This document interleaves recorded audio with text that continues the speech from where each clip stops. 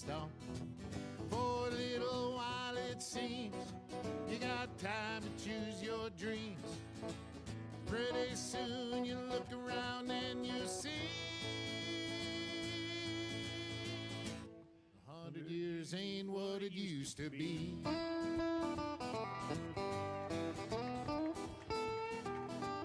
And my grandpa Roy, when he was a boy in 1904, he was taught by men who fought in the actual Civil War.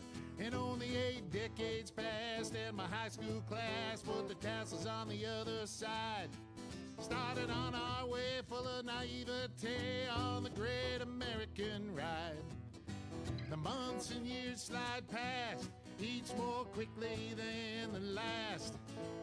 Pretty soon you look around and you'll see 100 years ain't what it used to be. Oh, Johnny! Oh, yeah.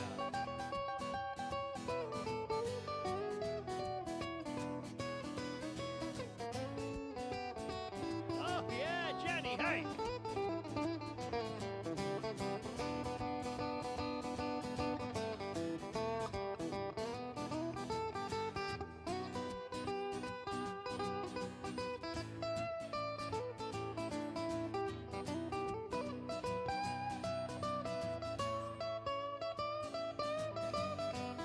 Oh, yeah! He did the guitar face. Ibuprofen's under buy again in my online shopping cart. Every week I learn of something else I should be doing for my heart. If I use the wrong pillow, I might have trouble getting out of bed. My hair grows in my ears and nose now more than on my head. As a kid, to me, ancient history was something like World War I. But I arrived close to that time than this year as I sing this song. And I'm starting to find I can wrap my mind around life is brief and dear. I can hardly believe my baby girl's turned 26 this year. For a little while it seems you got time to choose your dreams. Pretty soon you look around and you'll see everybody 100 years ain't what it used to be.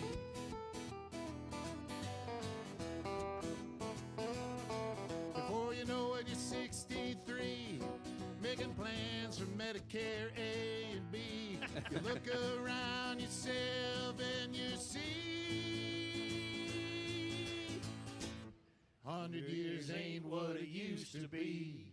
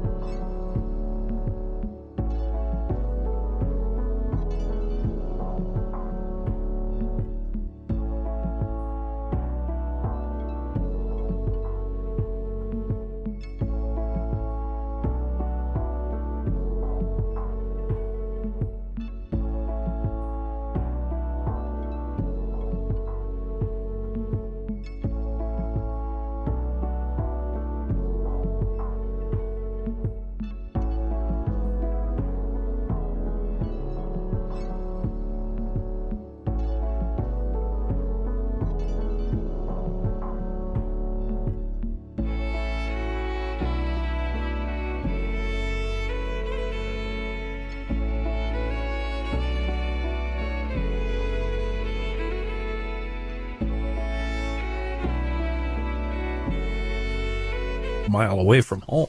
Joe, I got lucky. we are rolling. Well, Josh Arnold, investment consultant, brings you Garage Logic podcast number 1725, Feb 26, 2026. 65 degrees, a record high on this day just 2 years ago, 2024. And it was 21 below on this day in 1897.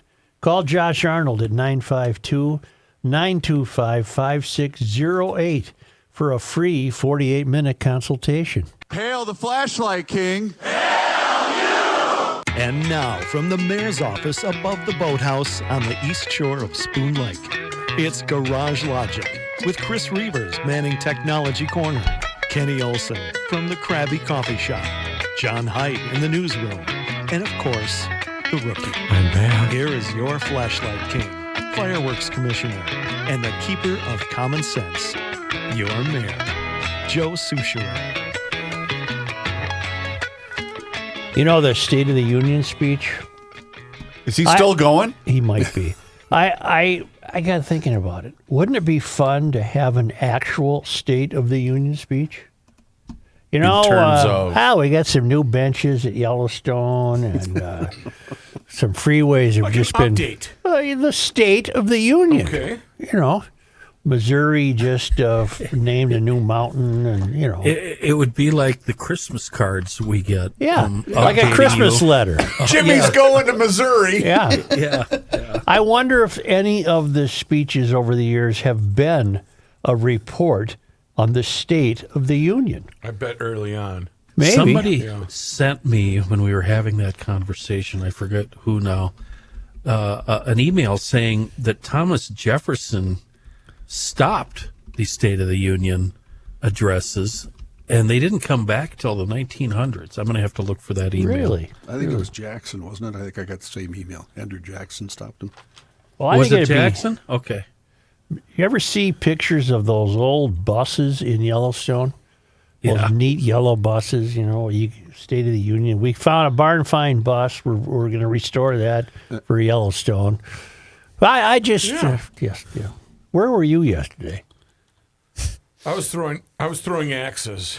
No, you have to let the people in, Matthew. I was at a wedding tasting at D'Amico and Sons at the Metropolitan Ballroom, and my young Sophia and James are getting married in July. So we Congratulations. we sampled the menu. We were lucky enough to go tag along with them as they procured the proper. Good one, Dave.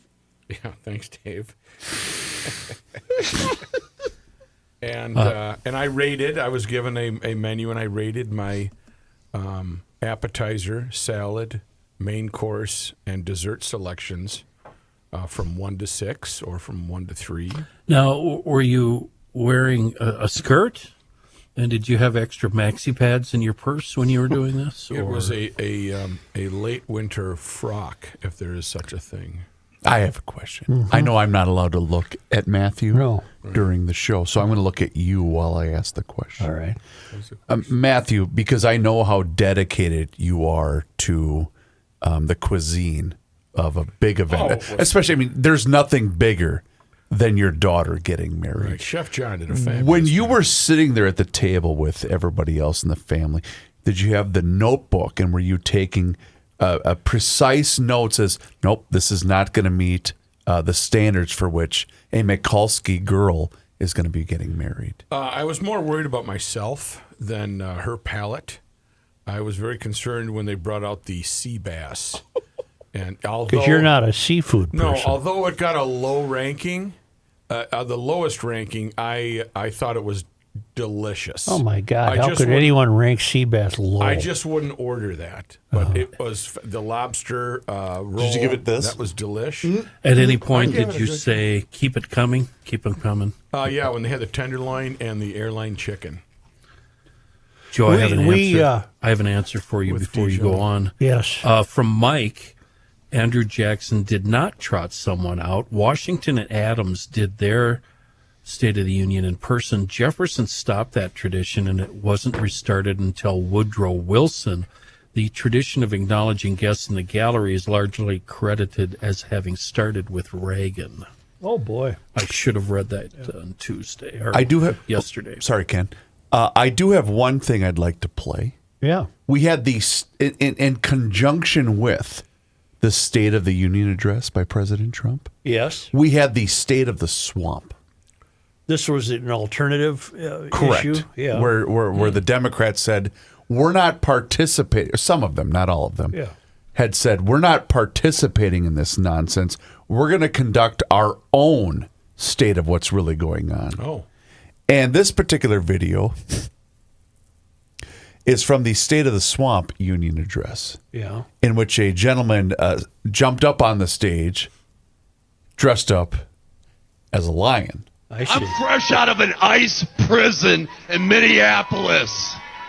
It's I've a been lion. arrested 3 times by ICE over absurdity, over us being ourselves, over me singing songs like, "Hey, Mr. Tangerine Man, get rid of brown people for me. I'm Aryan white. There ain't no place I'm going to." And then all of a sudden, he's not ready for primetime players. It's more fun than the State of the Union. 2 weeks of training. Come Really? after me. I wish I was making that up. You know who that guy is. I Who is don't. it? Grading. Help Oh, me. he's all over the internet. He dresses up like a giraffe sometimes, and he goes to protests, and he makes fun of the current administration, making up songs about them. He was arrested here Oh, during an ICE protest. Well, as he reported, yes. Yeah, at the Whipple building, he was arrested on the street there for singing one of fun. his songs. We have What was a he dressed as? Robbie we- something is his name. we have a big problem. Okay, here we No, go. it's an amazingly big problem. Fraud is too easily conflated with Trump. By that I mean fraud cannot be discussed in Minnesota without people thinking that if you try to get to the bottom of fraud in Minnesota, you're a Trumper. People are unable in this state to distinguish between two problems. Go ahead and God knows Trump is problematic. But to get to the bottom of fraud in Minnesota has nothing to do with how you feel about Trump. But because everything's political now, Walls can make great hay in deflecting fraud situations by laying it at the feet of Trump. For example, the government is withholding, where is it here? The government is withholding some money for Minnesota's Medicaid program, $259 million, which by our standards in Minnesota, that's pocket change. Couple months of fraud. That's a week of fraud at the Griggs building. The fight against fraud in Minnesota continues, and Democratic Governor Tim Walz plans to introduce an anti-fraud legislative package Thursday. Well, in other words, well, I'll get to that in a moment. His office says the package focuses on prevention, detection, and holding those who commit fraud accountable. Well, Tim, you're years too late for this, and I'm not buying it. You should have been doing this a long time ago. But I'll get to that in a moment. The part about where it's confused with Trump. It comes after Vice President J.D. Vance and Centers for Medicare and Medicaid Services Administrator Dr. Oz, I saw him in the background. whoever the yesterday. hell he is. He was manufactured by Oprah. Did you ever watch his show? I did not, Chris. Okay. No. It comes after Vice President J.D. Vance and Centers for Medicare and Medicaid Services Administrator Dr. Mehmet Oz announced Wednesday $259 million in federal Medicaid payments are being temporarily halted to Minnesota. Federal officials say they'll keep halting funds until the state can show a comprehensive action plan to solve its fraud problem. This is being interpreted in Minnesota as Trump exercising his evil forces in depriving people of medical care. the people of Minnesota don't care about the fraud if they can find a way to say this is another example of this administration is behaving cruelly to people in Minnesota. They don't care about the fraud. Federal officials say it's part of a broader national crackdown on the misuse of public funds following several high-profile fraud cases. Okay. Now we have to get to the bottom of, are they really going to deprive people of medical care? Vance says this is not about the people who rely on Medicaid, but about accountability at the state level. All we need the governor and administration of Minnesota to do is something quite simple. Show when they're giving Medicaid funds to somebody that you're taking seriously the funds that you're providing and the fact that there are so many people handing out millions and billions of dollars without confirming that they are doing the thing that they are doing. It's a disgrace, and we're stopping it. We talked about this, perhaps it was Tuesday. The problem in Minnesota is it has become what you put on your resume as a legislator are all of the things you've created, but you've never done a damn thing to see if the things you've created are actually working and have accomplished anything. Right. So we have in the Department of Human Services alone 20 redundant programs to administer housing assistance. 20 programs. We went through them the other day. Yep. None of them have ever been measured for success because that's the way things have played out. It's just another We layer. just keep creating programs. Yeah, I suppose we should have taken a look to see if they resulted in anything. Well, it's the same with Medicaid and autism and daycare. We create dozens and dozens of redundant programs. The money disappears, and now along comes, however fortunately or unfortunately, the Trump administration saying, we're going to withhold $259 million from your Medicaid payments until you can demonstrate to us that these programs you're administering it to actually work. That's what I want. And this is being met with horrible vitriol and opposition from people who say this is Trump trying to deprive a vet from getting a new cast on his broken leg. I don't think he's trying to do that. You can't win in this. You cannot win with this scenario. You cannot win with this environment in this country.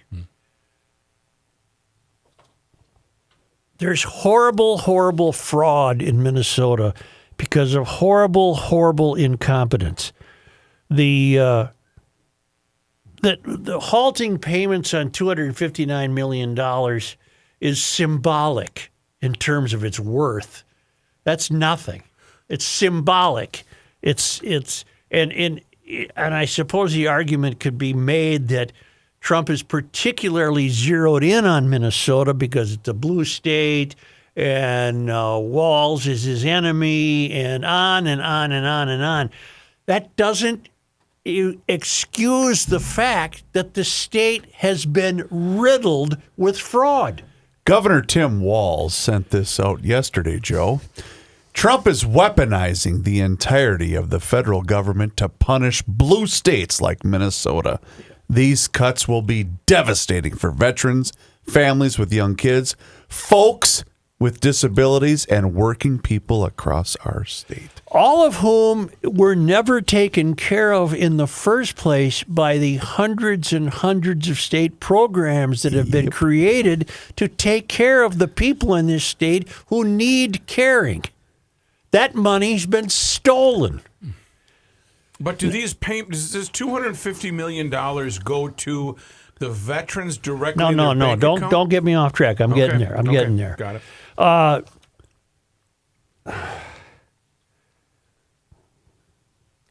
where does it go?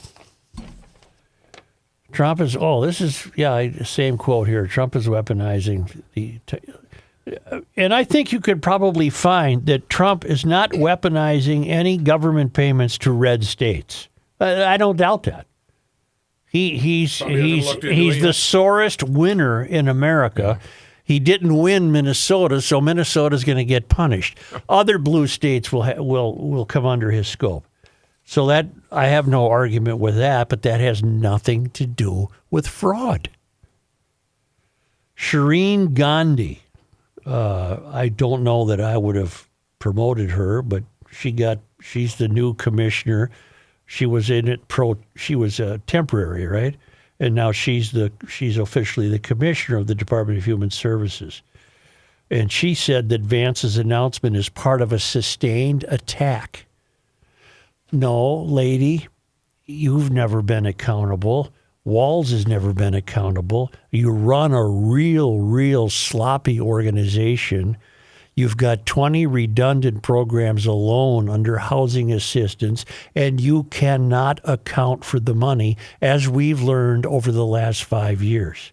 Same with daycare, same with autism clinics, same with Medicaid. Same with some busing problems. You've got too many problems that you've never examined for their worth or their accomplishment. Deferring $259 million will significantly harm the state's healthcare infrastructure and 1.2 million Minnesotans who depend on Medicaid, Gandhi said. Okay, I can believe that. But where were you prior to a Trump administration worrying about the people who depend on Medicaid? In many cases, that money was stolen from you. But now you have a wall to lean against and say it's not us. Look at how Trump has weaponized this. He's going to deprive us of our money. Well, first of all, again, $259 is nothing. $250 million. Or what did I say? Dollars. Well, same thing. $259 It's about the same nothing, thing. yeah. It's about the same thing. Now, that's all I have on that in terms of I don't know how seriously that's going to harm Minnesotans who actually need help. But how seriously has Minnesota ever taken its role in helping people? How seriously have they ever taken that role when they can't account for the God knows how many billions of taxpayer dollars they've blown to theft? Well, they thought they were taking it seriously by throwing money at it, but you're right, there was no accountability. But why do they only say it's going to affect these veterans, families? Because that plays well. It plays very well with Minnesotans to say, look what Trump's doing now. Now he's depriving people of getting their medicine. Where were you people when the fraud was staring you in the face for the last 6 years? Oh, I don't care about that. Same damn thing. No, I don't care about that. It was 16 years, but Yeah. Well, 50 years. yeah, well, yeah, 1977. Just a minute here. I gotta regroup my thinking. You want a garage door already? Boy, do I.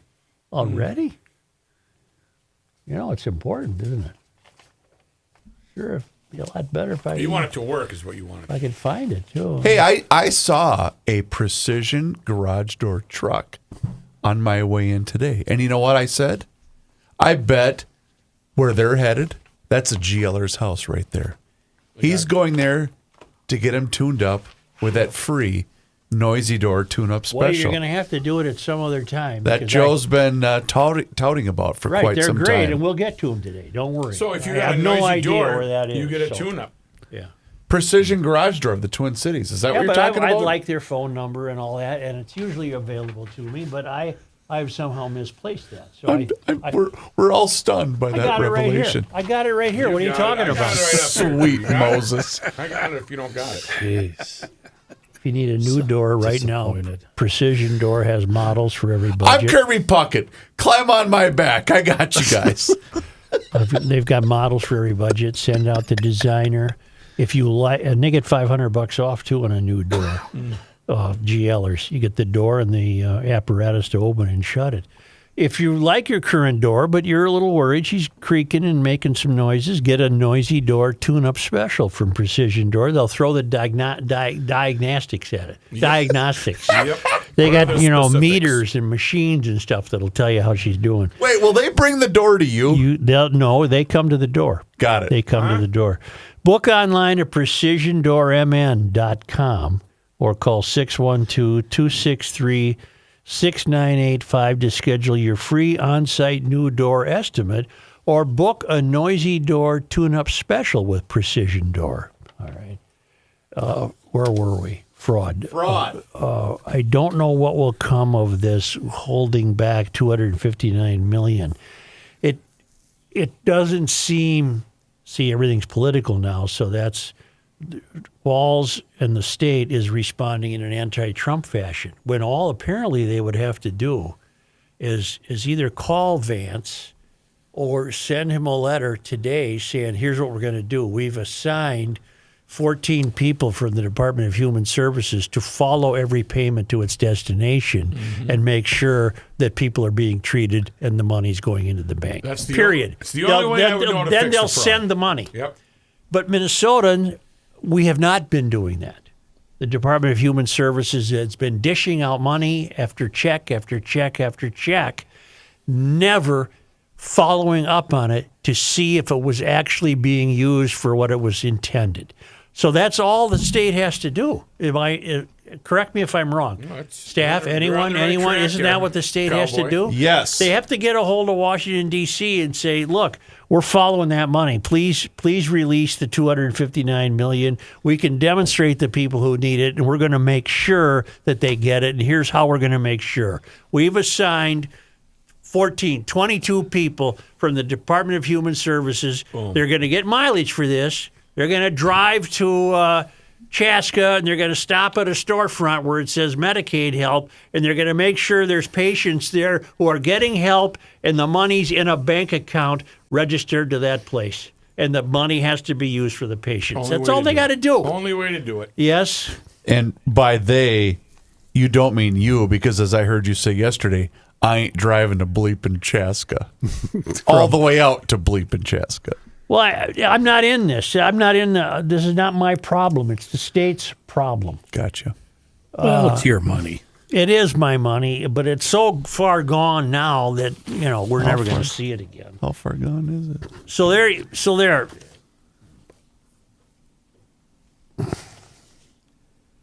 Call up the vice president's office and say, look, we know we've had some problems here.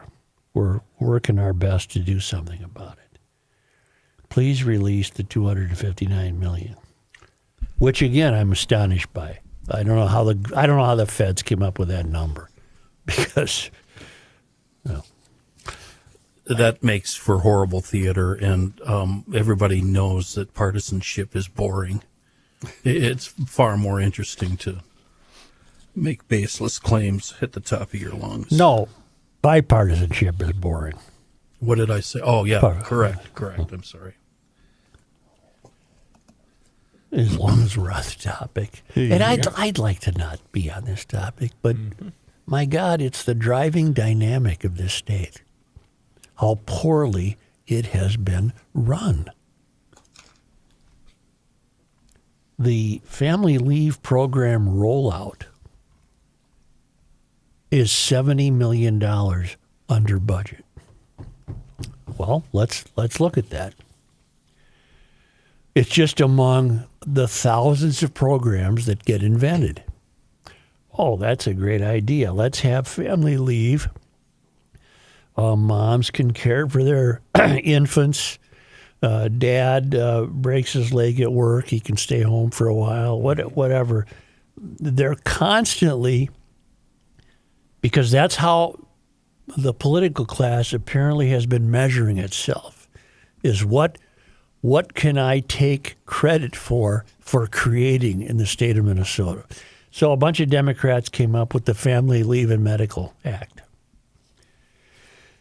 And a little bit comes out of your paycheck every pay period, and a little bit comes out of your employer's paycheck every pay period. Your employer has to pay, and you have Each have to pay 0.44%. which sounds like peanuts, doesn't it? Right. Well, they're not done. It won't be 0.44. stay. It won't be 0.44 for long. Right. We're in the second full month of this policy, and the oh, wait a minute. I apologize. They came in $70 million under budget. 70. That's so shocking that I couldn't believe that. So I just read it the way I thought it would have to be. No. They came in. 48,000 people have applied since the program started in November, and 20,000 of those saw their applications denied. So they're under budget. I'm expecting you to go, oh, that's different. It Never is mind. It is different. What the hell? Well, maybe they're so conscientious now about fraud, they've already denied 20,000 applicants. And by denying the 20,000 applicants, the money remains being used honestly. That's a good thing. To the point where with $70 million under budget, they keep applying and people will end up using up that money. But they won't be fraudulent. Cover your butt. 70, well, that's... Do you think they'll make an ad, apply now before supplies run out? This sale ends. That's fantastic. Congratulations, DEED, Department of Economic and Employment Development, or whatever the hell it is. They run the program.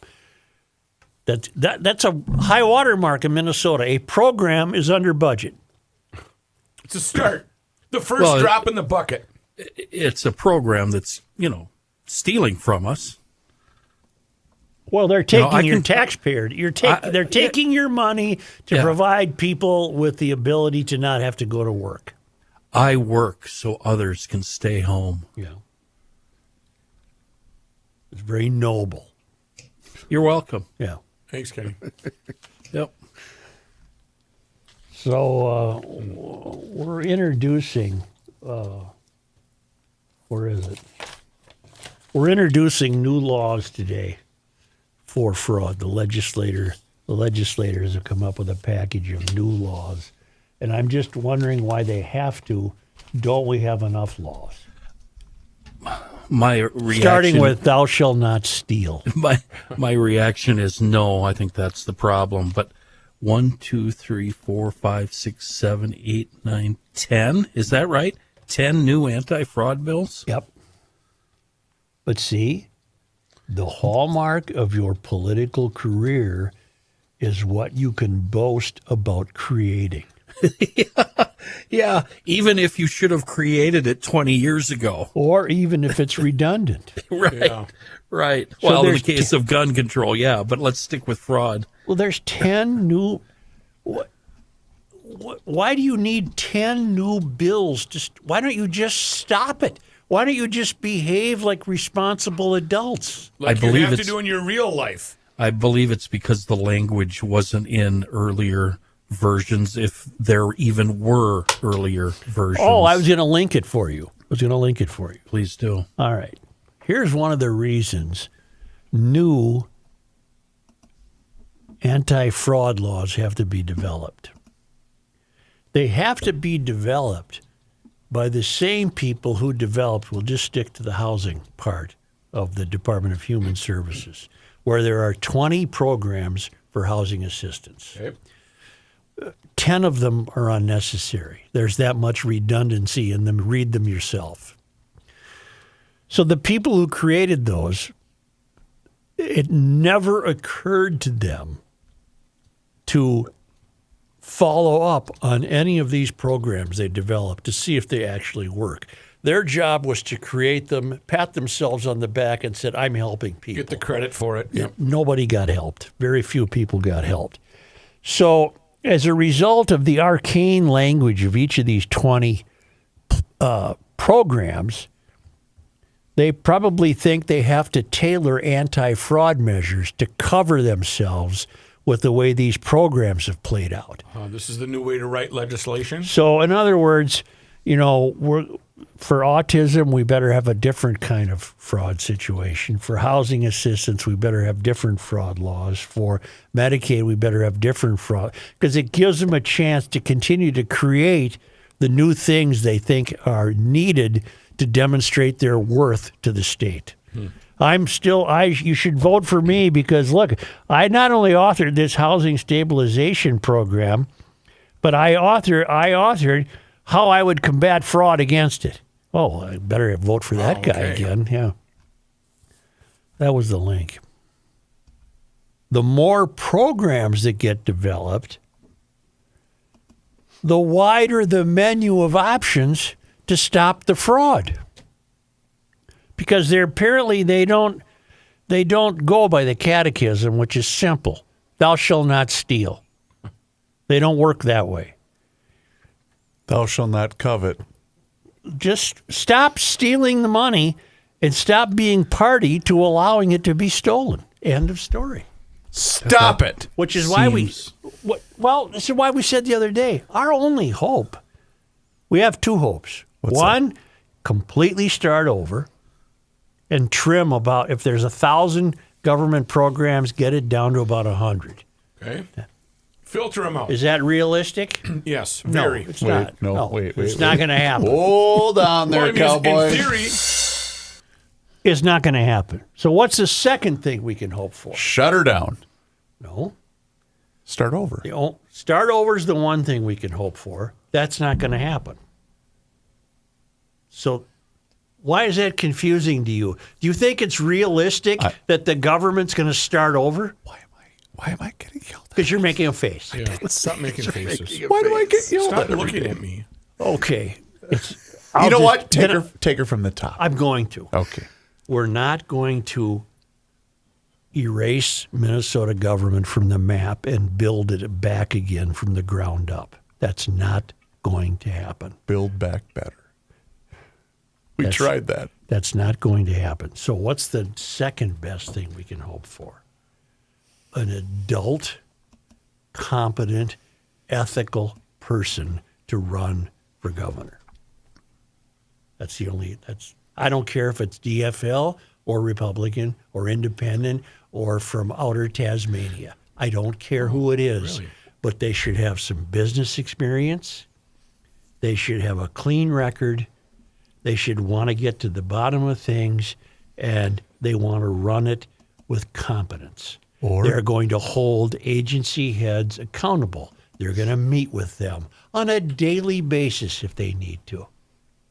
We have never experienced that, apparently, in the last 50 years. Or well, those are your two options. One of them's realistic, the other one's not. Can I ask you an honest question? Do you honestly think, though, that with the stranglehold that currently takes place in this state, a Republican has no shot of winning the governor's seat currently? I would think that that I'm going to cling to the idea that the vast majority of taxpayers would be very open to a candidate running for governor who points out exactly what we've been talking about for the last 10 years and how it needs to be fixed so you can continue to live in Minnesota and flourish here. Because we're on the wrong side of that one right now. Yeah. And you leave Trump out of it. Anyone who seeks that moron's endorsement is asking to lose in Minnesota. It's that simple. If whoever runs must run because they want to restore this state to a high degree of credibility. And I do believe a Republican, I don't care who it is, whoever offers that choice and sticks to Minnesota, don't worry about Washington. We got enough problems here that if you stick to those problems, I think that would have an impact on the voter. I think you're giving Democratic candidates too much of a pass, because I think, it's just a personal opinion, that they're going to be more prone to being swayed by the far left members of their party. And that's where I would separate from you and say, I want a Republican candidate, because they're less prone to being swayed by the people that got us where we are right now. Which it does nothing to bring the two parties together. I realize that, but I think this state is in need of a good, strong Republican administration for the next term. I think what we're all in agreement on, meaning just us guys, is that the state is in crisis. Are we? Yeah. Are we in agreement, John? Are we in agreement? We sure are. We're in crisis. That crisis does not contain the sharp focus it should have in this state, because it's become too easy to blame Trump for our problems. Yes. When ICE came to town and behaved as raggedly as they did, that helped forget fraud. When now Vance is said to be put in charge of fraud on behalf of the Trump administration, and he says we're going to withhold $259 million in Medicaid.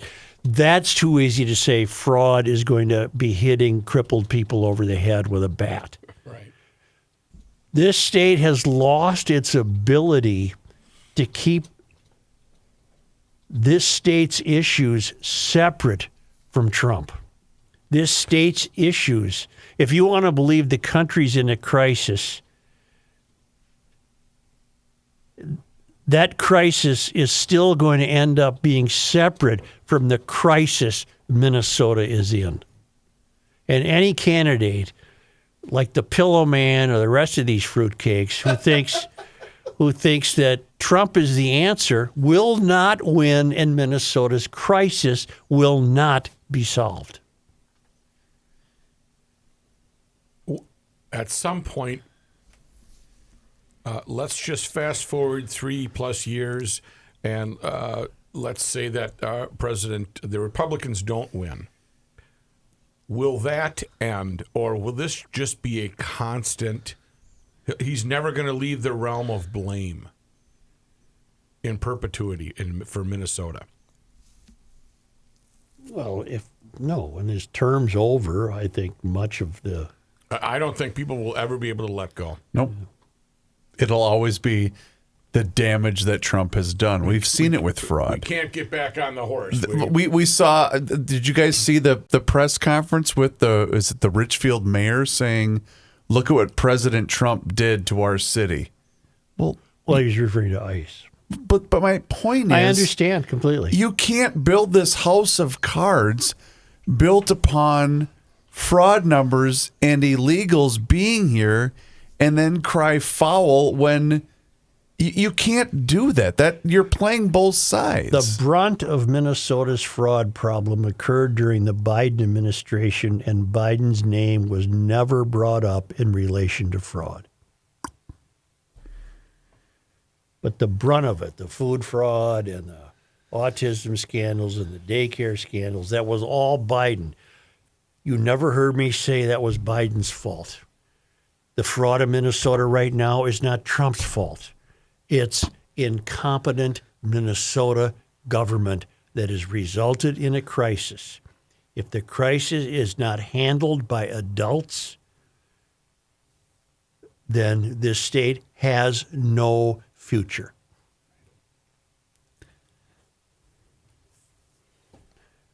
Can I get an amen? Amen. You can get a very bleak amen. Yeah. Yeah, go ahead. North American Banking Company. Huh? Banking done differently. Where's the closest one? Roseville. Mm-hmm. Not far from here. I saw your car parked in front of a different bank. Mm-hmm. And you know what? Mm-hmm. You should take your business to North American Banking Company, sir. You know what?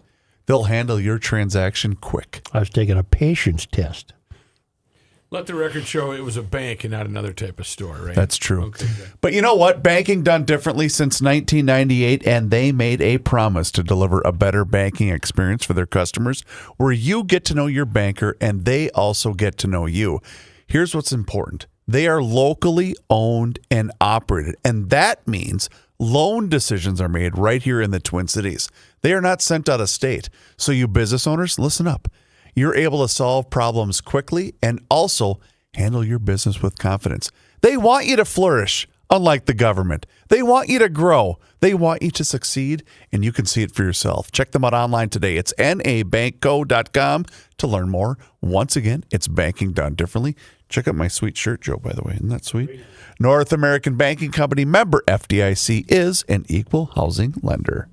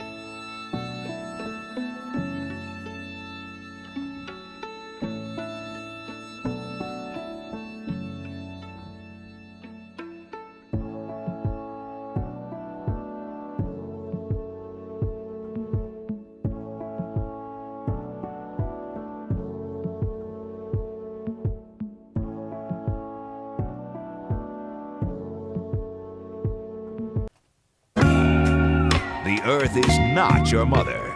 The Joe Souchere Show. His business is positivity. That's why we bring Mike Schoonover in, and that's why Positive Thursday is always brought to us by Schoonover Body Works and Auto Care. They're in Shoreview, 1060 County Road E.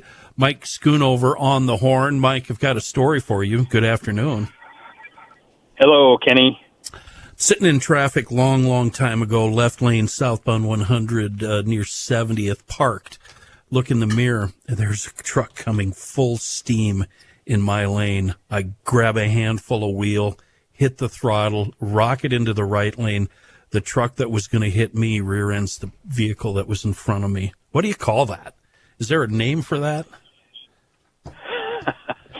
I don't know if I can say that on the air. It's spatial awareness. That's paying attention, Kenny. That's paying attention. Yeah. Yeah, absolutely. That's very good spatial awareness, Kenny. Did you know though that most of our customers come in at slow or reduced speed impacts, meaning that they're colliding with the garage door, they're colliding with a car that's in their driveway that wasn't parked there before. Okay. Did you see me hit that tree in the middle of the night backing up in the woods? Was that you that was watching? Oh no, that's just another one. But gas station posts. Just that whole spatial awareness thing, Kenny, would help a lot of people out in Mike Such has a great to come and see me for body work. Such has a great story about his daughters. What was it, Joe? Well, when she hits something, she doesn't stop hitting it. Like one of those yellow things. She just keeps going. Well, that's what we're taught in athletics, man. If you get hit, keep on moving your feet. That's what she does. Yeah. Us body guys like that mentality. Yeah, you get to replace the whole right side instead of just one panel. But thank goodness you're there to do that. Absolutely. Kenny, the other thing, too, is I think people need to be a little bit more focused. We have become such creatures of habit. We just jump in the car and put on the seatbelt and throw it in drive and then hit the gas and here we go without really thinking about, that we're driving, that we are in a vehicle and we become very distracted. So, folks remember to, use the hands-free or, even if you're using hands-free, you got to pay attention. Gail and I were just in the car last week and we were so carried away in conversation, we missed the turnoff and we had our GPS on. So, we just weren't paying attention there, but GPS, so, the GPS, Mike, is a whole different argument, but how many times, and that I've sent you a text and I get this really angry, auto-generated reply saying, I'm driving right now and I can't answer your text. That's some kind of crazy setting. Kenny, even though, there's a reason that I work in a body shop, and it's because I'm sometimes a frequent customer. So I need as much help as I can get. So, and the other thing, Kenny, I think folks just need to remember to, keep the windows clear, keep the mirrors clear, use your snow brush. That snow that we had last week or the week before, there was at least a half a dozen cars that had, snow-covered windows and stuff like that, and that's just not right. I know GLers wouldn't do that. They got more common sense, but I think GLers, talk to your kids and tell them, to clear off those windows and stuff because you don't want to come and see me. GLers, you will absolutely, positively be overjoyed after doing business with Schoonover Body Works and Auto Care. They've been at it since 1938, the official shop of GL, and always rated as one of the best shops in the metro. SchoonoverBodyWorks.com is the website. Thanks, Mike. Have a good day. Thanks, Kenny. Thanks, boys. All right, Happy thank you. Positive Thursday. Thank you. Bye-bye. Here's John Heidt in his newsroom. Thank you, Joe. This news is brought to you by North American Banking Company, a story we talked about earlier in part. Vice President J.D. Vance announcing yesterday that the Trump administration would temporarily halt some Medicaid funding to the state of Minnesota over fraud concerns. Vance, who made the announcement with Dr. Mehmet Oz, the administrator for the Centers for Medicare and Medicaid Services, said the administration is taking the action in order to ensure the state of Minnesota takes its obligation seriously to be good stewards of the American people's tax money. Oz, who referred to people committing fraud as self-serving scoundrels, said the federal government would hold off on paying $259 million to Minnesota in funding for Medicaid. He said this is not a problem with the people of Minnesota. It's a problem with the leadership of Minnesota and other states who do not take Medicaid preservation seriously. And by the way, those objecting to this, what do they say? Racist. Yeah. So it's apparently racist that we want to get to the bottom of the fraud. Got it. Okay. The future of investigating fraud has been unclear as the U.S. Attorney's Office in Minnesota has seen that wave of prosecutors quitting in recent months.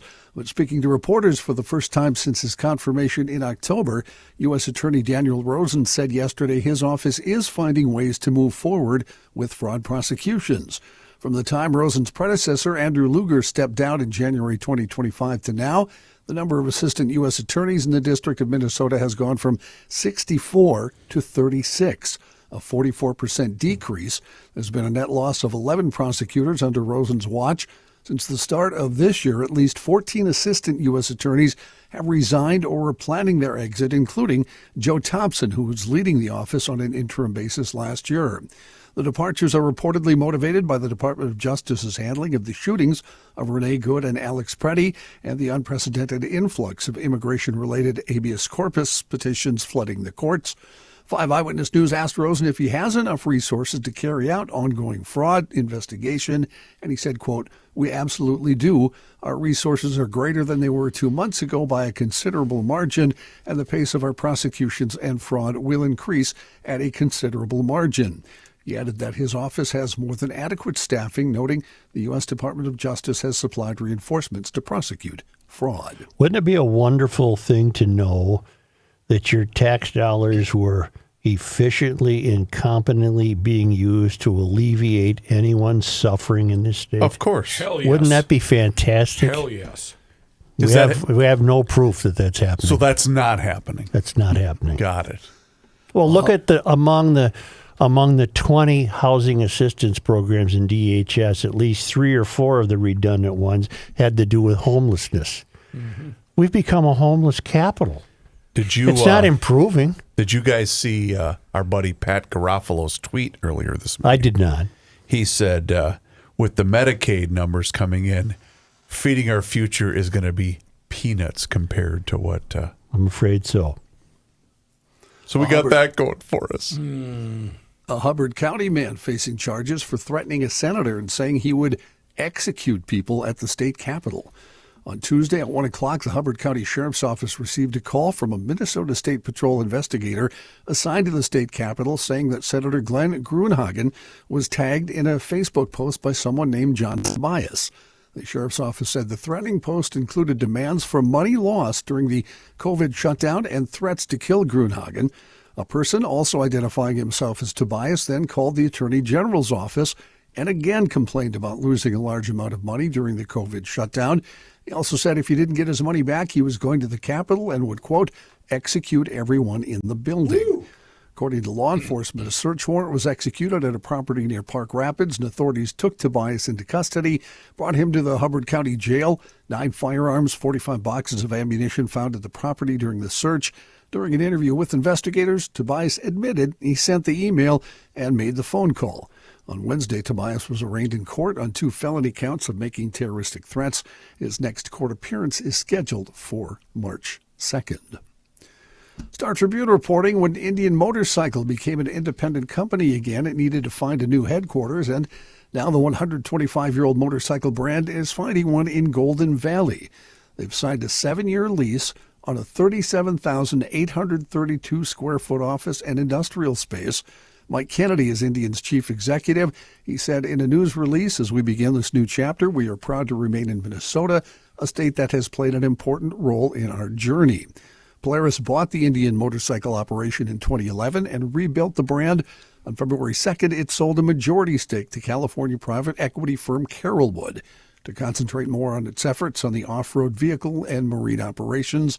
Under Medina-based Polaris, Indian became a viable U.S.-based competitor to an industry leader, Harley-Davidson, mainly in the mid-size cruiser category with its popular Indian Scout model. Through years of development, Polaris gradually increased Indian's market share, but it wasn't until 2024 that Polaris announced Indian had become profitable. The deal with Carrollwood included manufacturing facilities in Spirit Lake, Iowa, and here in Monticello in Minnesota, but no headquarters space until now. Carrollwood hired Kennedy, a motorcycle industry veteran whose career included 26 years at Harley-Davidson, to lead the standalone company. I'd ride an Indian. They make a really cool dirt tracker. Joe, something about that story stands out and really worries me. Did you catch what I caught? A private equity firm bought them. Mm-hmm. What do private equity firms do to companies historically? Usually they break them up. They gut them. Yep, they got them. Yeah. Well, they did say, Carrollwood, that they were going to concentrate more on off-road and marine operations. Well, the other thing, no, that's Polaris. That's Polaris. I'm sorry, Polaris yeah. is. I'm worried about this new company. The other thing that caught me is how long. I'm very thankful you're relocating in Minnesota or staying here. How long before the legislature passes a bill that says you can't call your bikes Indian? I hadn't thought about that, but that's completely, absolutely. What do we call them? Well, the logo is virtually the Chicago Blackhawks jersey. Exactly. Yeah. So it's going to be. Can we call them native? I don't know. You had an observation, Matthew. Yeah, I'm good. Johnny Heidt. Johnny Height's going to take a little break now, and I'm going to send it to Chris Reavers, who's holding his nose and laughing right now. Chris. You know what? I was just thinking about all that fraud, all that money, all of that waste. And I thought, you know what? Call Linda. Call Linda Keller and Keller Tax Service. She'll take care of you. She'll take care of your family. And you know what else? She'll take care of your business. And that's because Linda Keller is the absolute best, and she handles all types of returns for all types of people, no matter where you live, Joe. Minnesota. You could live in Costa Rica. Got you taken care of. Yeah. Costa bleeping Rica. Yeah. She's got you taken care of. And you know what? She has the expertise to get you through and navigate these tough times. KellerTaxService.com. That's the website where you can book your appointment. And you can also see all sorts of updated tax information. You can also call her directly at 320-352-0013. Linda, I apologize for Joe and Rookie being distracted in the background because I am here to deliver this wonderful message about you, and she also wanted me to make mention of all of you. How about I just kill your guys' mics? How about I just do that for right now? All of you GLers that have trusted Linda for your tax preparation services, once again, she is the best. And you know what? All types of returns, all types of businesses, doesn't matter what you're looking to do. Married, jointly, whatever the case is, she's got you taken care of. KellerTaxService.com. Please book your appointment today, and please let her know that Reavers, not Joe and Rookie, sent you her way. KellerTaxService.com. I have a question for Linda. It's the roommate and I decided when we win the lottery, the first thing we're going to do is get a divorce. Oh. And then continue to live in sin. It has nothing to do with not liking each other. Sure. It's she wants to give my fortune away. Yeah. And I don't. And I wonder how Linda would feel about that. Would we file jointly or would we file Married file separately? Married filed separately. Well, that's why you go with the professional. Yeah. So, I do whatever Linda tells me to do. Isn't it funny that you haven't even won the lottery and you're already arguing about it? No, we're not arguing. We both agreed. Okay. Here's what we're going to do. Yeah, no, there was no argument involved at all, Matthew. Kenny, are you going to be the guy at the whatever grocery store it was where the guy goes, bunch of cookers and hookers and cocaine? No, but I'm just not going to give it. I'm just not going to give $10 million to every one of her family members. Gotcha. Screw them. Right. Except you, Charlene, and you, Dave. You cool. Bleep you. Could we do the news? Oh. We could, but I want to say one more thing about Linda. I had an email from Steve, who is a loyal. I want her billed twice. He's a loyal GLer, Steve, and I first met him in Buffalo, and he comes, sees us at the fair and different places, and he sent me an email, said, do you guys really use Linda's services? Oh, my And goodness. I said, Yeah. Yes. I said, Chris, Kenny, and I swear by her. I don't know about Rook if he has yet. But yes, we swear by her, and so Steve's going to visit Linda's. Joe, here's the beauty of Linda. Her time, whatever goes through tax day, the last 3 weeks she says, well, I'm booked, so just thank everybody for dialing me up. Right. In national and international news, at least 10 FBI employees who worked on former special counsel Jack Smith's investigation into President Trump's retention of classified records after he left the White House were fired yesterday. The firings came after Reuters reported the FBI had subpoenaed records of phone calls made by FBI Director Kash Patel and White House Chief of Staff Susie Wiles when they were both still private citizens as part of Smith's probe into Trump. The Reuters article quoted Patel, who alleged the FBI had secretly subpoenaed his phone records using what he called flimsy pretexts and burying the entire process in prohibited case files designed to evade all oversight.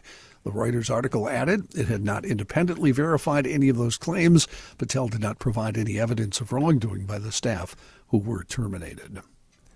Third round of U.S.-Iran nuclear negotiations began today in Geneva. Discussions come as the U.S. has amassed its largest military force in the region in decades, with President Trump threatening to strike by next week. The president reiterating this week he would never again allow Iran to have access to nuclear weapons. Tehran maintains its nuclear ambitions are peaceful, but they've also enriched uranium to 60% purity. That's the threshold approaching the weapons-grade level of 90%. Satellite images show the country has fortified the sites that were hit by U.S. bombs last year, including by constructing a roof over the part of the Natanz enrichment site. Matthew, you had mentioned that you were at a tasting yesterday. Yo. What was the establishment? There's a reason I'm asking. It was at the Metropolitan Ballroom by Domica Cucina. Domico Caterers. Okay.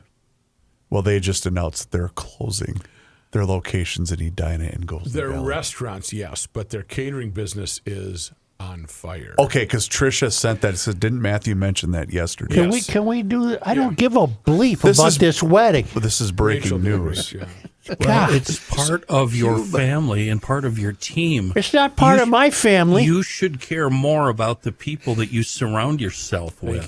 Thank you, Ken. So a big giant. He did inquire prior to the show how about the meal, so that was. And this young enough for lady me. we're talking about, it is the young lady, right? She's well loved by all of the staff. Right. Yeah. In fact, we like her more than you. Yeah, certainly more than her father. I did not know that. That's Let's big. see. Where does Matt fall on the likability list? I'm going to go with Gabe first. Can we go with the news? No. Matthew, then Matthew. Then don't ever again give me the time and temp. Okay. Then Sophia. Yeah. Yeah, I wonder if I get the time and the temp. Well, Clarence's down there because she's got a lot of attitude, so she's just a little bit above me. But she did help us at the fair.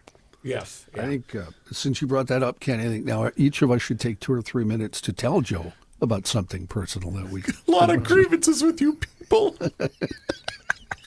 Cuba has accused 10 people aboard a U.S. registered speedboat it intercepted off its coast on Wednesday of planning what they're calling an infiltration with terrorist aims. Border guards shot dead 4 people and injured the other 6 on the boat, according to the Cuban Interior Ministry, alleging that those on the registered vessel had fired first. U.S. Secretary of State Marco Rubio said Washington was investigating what he called a highly unusual incident. The deadly shooting comes at a time of increased tension between the two countries, less than 2 months after U.S. forces seized Cuba's close ally, Venezuelan leader Nicolas Maduro, and stopped his successor from supplying it with oil. Cuba's Interior Ministry said in an online statement the speedboat had entered Cuban territorial waters and was 1 nautical mile off Cayo Falcones on the country's northern coast when it was intercepted. It added the commander of the Cuban boat was injured in the firefight that ensued. Epstein file news. Sure is a lot of Epstein file news still coming out, and nothing really ever comes of anything, isn't it? That's right. Members of the Republican-led House Oversight Committee are questioning Hillary Clinton today as part of their investigation into Jeffrey Epstein. It's a closed-door interview, which will be videotaped. It's set to take place at Chappaqua. Chipotle. Thank you. I'm not even going to say it. Chipotle. Just say Chipotle. Chipotle, New York, where the Clintons have a house.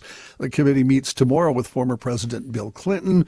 The in-person interviews come after months of bitter back and forth between the former first couple and the committee, which at one point threatened to hold the Clintons in contempt of Congress. The Clintons wanted to testify at a public hearing, but the committee said their practice is to conduct closed-door interviews with witnesses before it holds hearings.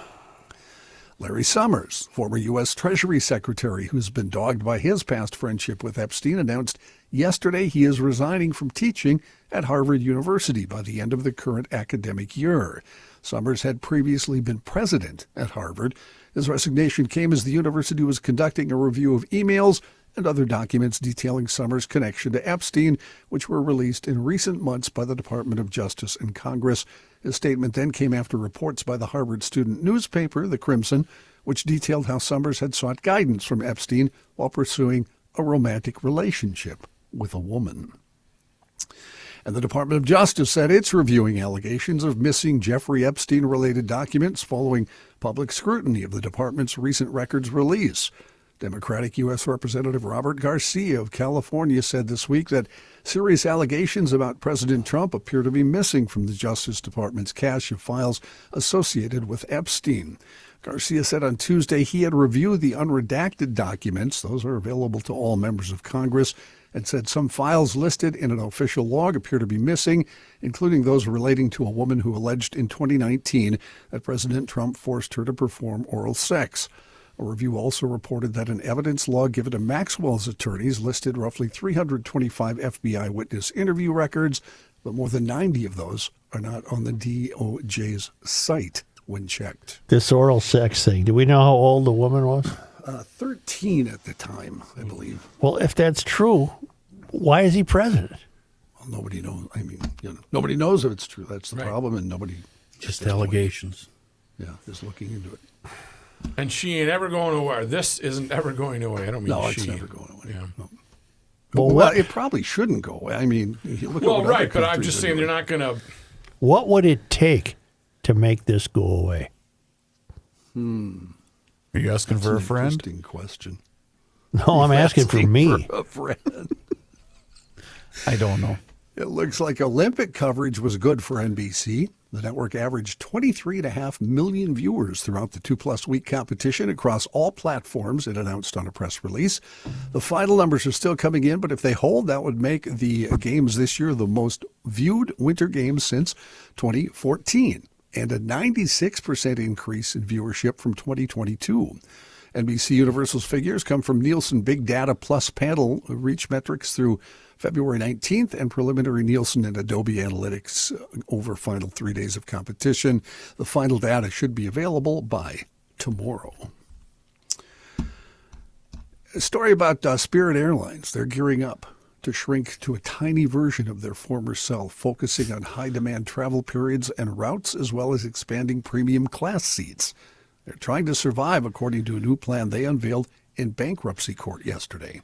Much of the airline's focus will be on flying to destinations from its major Florida airports, Fort Lauderdale and Orlando, as well as from the New York area and Detroit, according to CEO Dave Davis.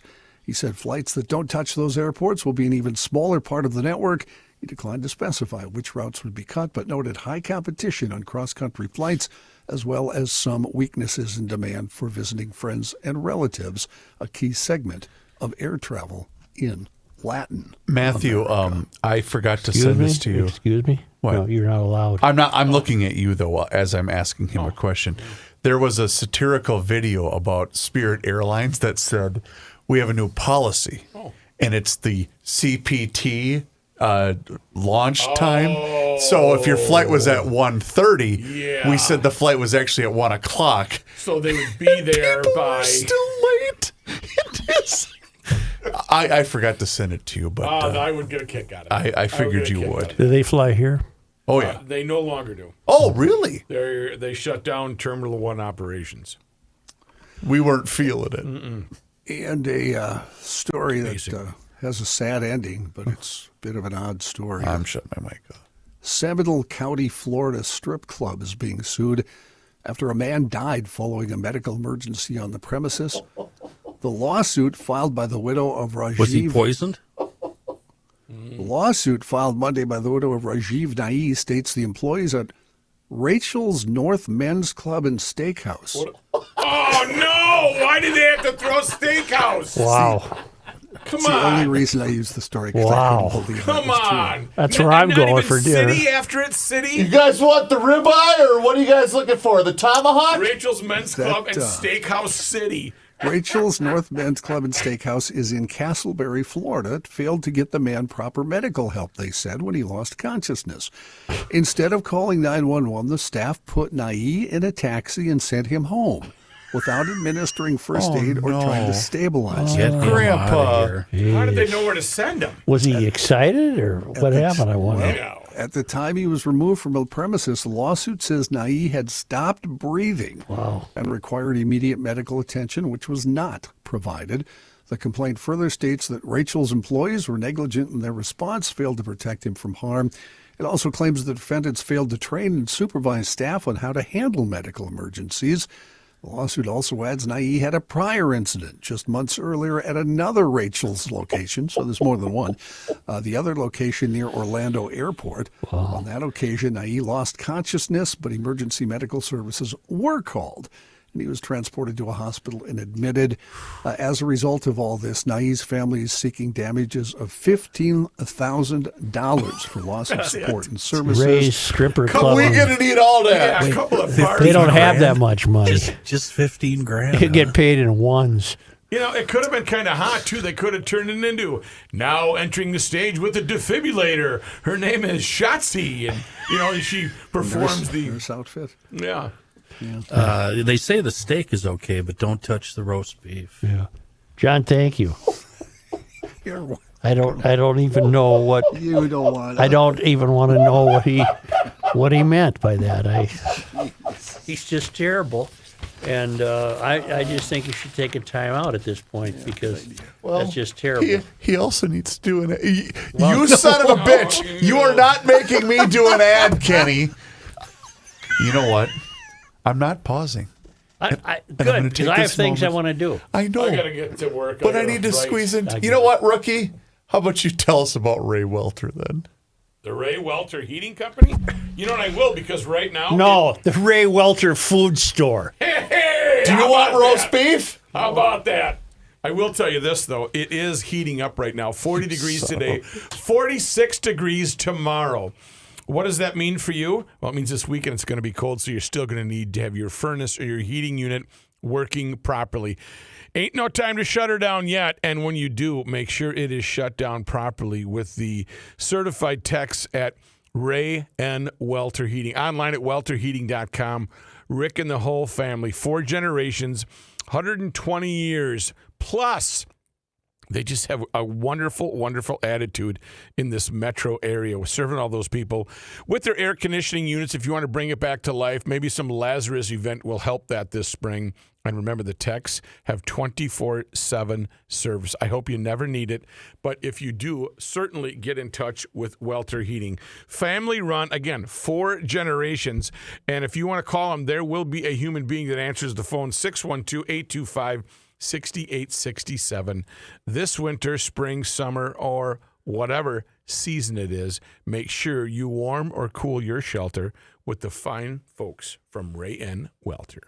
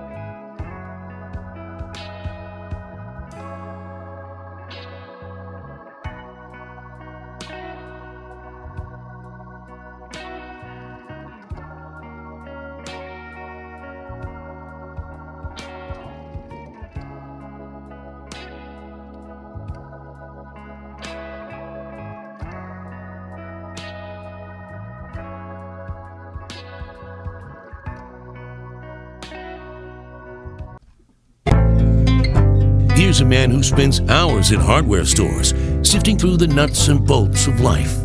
Joe Souchere. It's one of the first things you see when you hit the landing page of seafoamworks.com. Trusted by millions since 1942.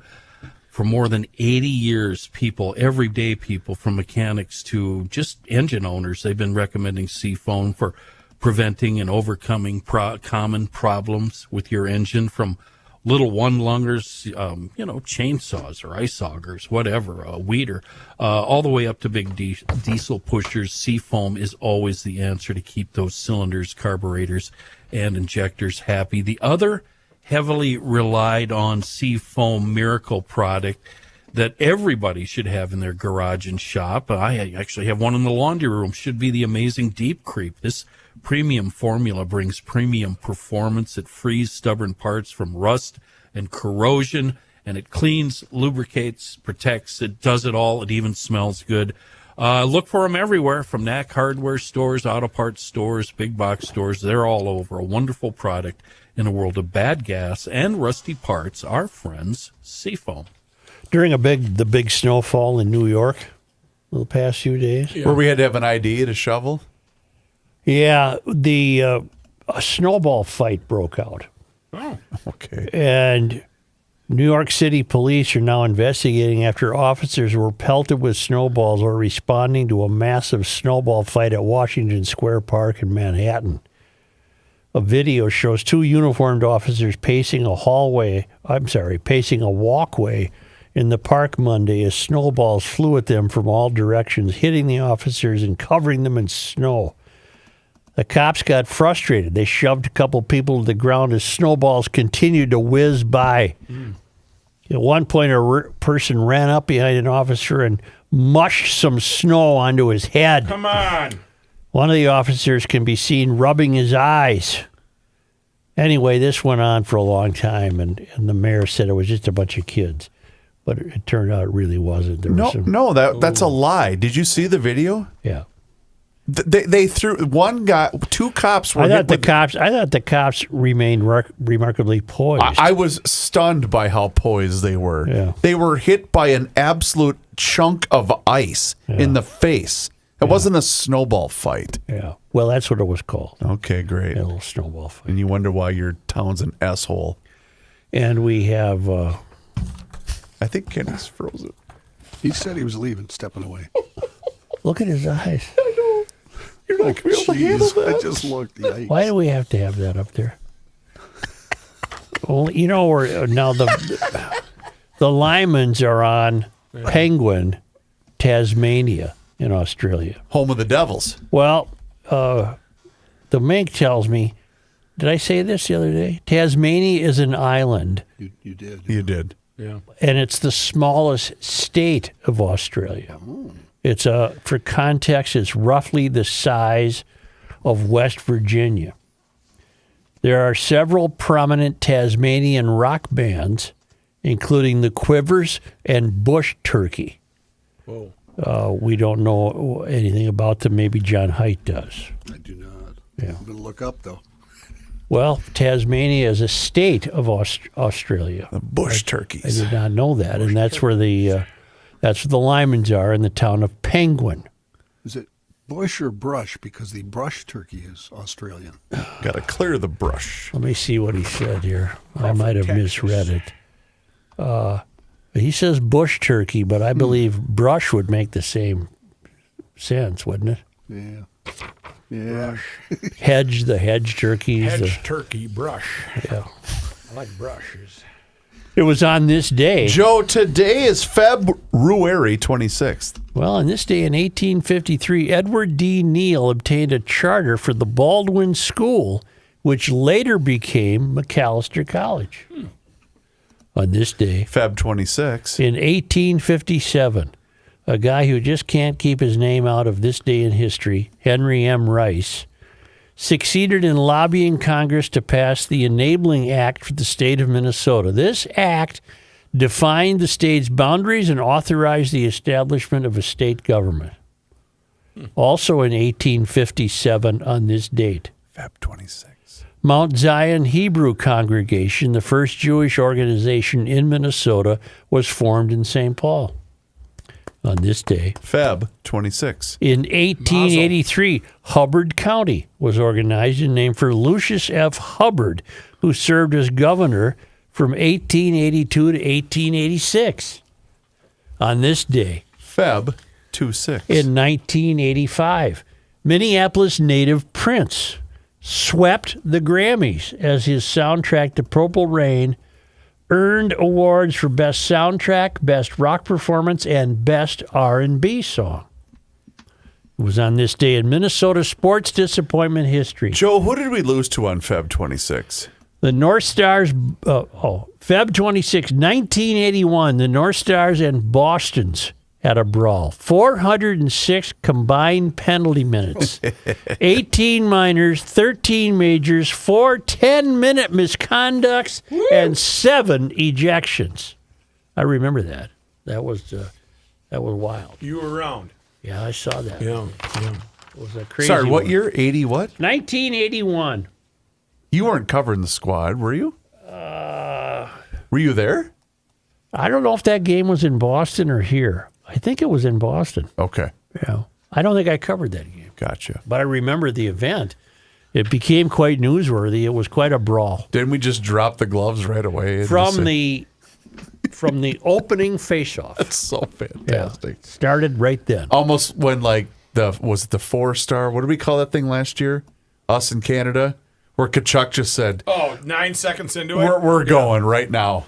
It doesn't matter. According to Patrick, he's a cement head. He is a cement head. Him and his brother. Yeah. Couple of cement heads. Thank you, GLers. Hey, how are you? If you would like to get Rookie's review of the catering for an upcoming event, subscribe to GarageLogic.com, where you can become an annual town council member and possibly the GLer of the week. But what you should really do is hit subscribe on the Garage Logic YouTube channel, where you can watch the show each and every single day starting right around noon. You can also see full segments, video shorts. There's even behind the scenes footage. Just search Garage Logic on YouTube, along with all of our social media channels. That includes Facebook, Instagram, and X. And then also, don't forget to upgrade to an annual town council membership. Find out more and sign up today online at GarageLogic.com.